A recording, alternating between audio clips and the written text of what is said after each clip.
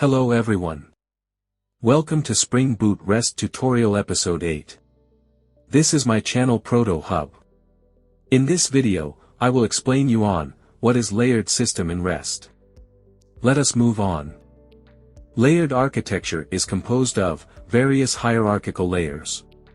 Each layers having tasks such as security, service logic and database, in which all working together fine to fulfill client requests.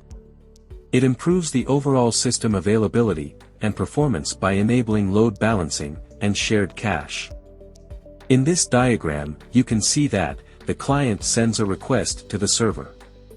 The server is composed of various layers such as presentation layer, business logic layer, database layer. Here, the communication goes from the client to the presentation layer. The presentation layer will automatically routes to the service layer where the business logic is there. Then, from service layer, the application connects to the database using the database layer. Thus, in this video, I have explained you on what is layered system in REST. In the next video, I will explain you on what is code on demand principle in REST. See you in the next video. Bye.